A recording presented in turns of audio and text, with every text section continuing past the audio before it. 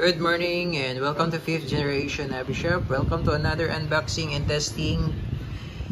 Mag-unbox lang po tayo ng airsoft pistol ng ENC.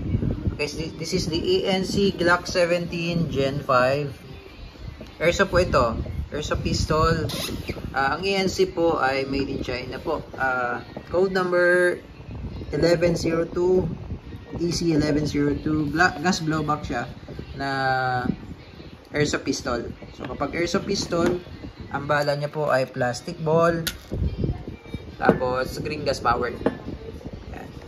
ENC Glock 17 Gen 5. So may mga markings na rin siya dito sa grip, tapos sa slide meron na rin.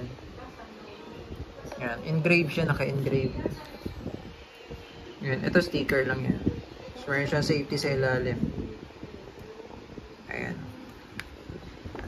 Gen 5. Okay, testing po. Again, shoutout kay Sir Michael. Itong magazine niya, 24+1 capacity. Inverted position, upside down, pagkakarga ng gas. 3 to 5 seconds lang. Kita natin yung valve niya.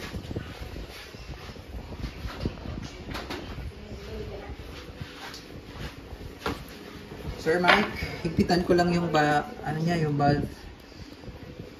Tapos nilagyan ko na rin ng oil.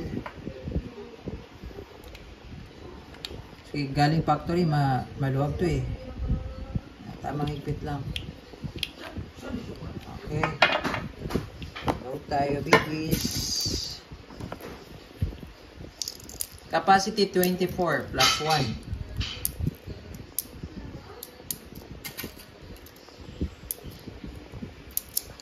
Okay, and so blowback siya. Blowback. Testing.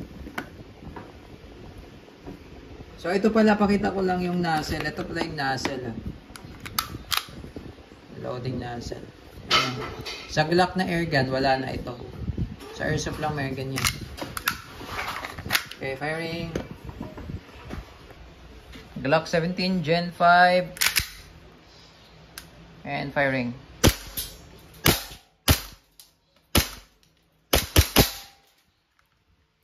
Okay, open slide, release mag, hatak slide, release, hammer down.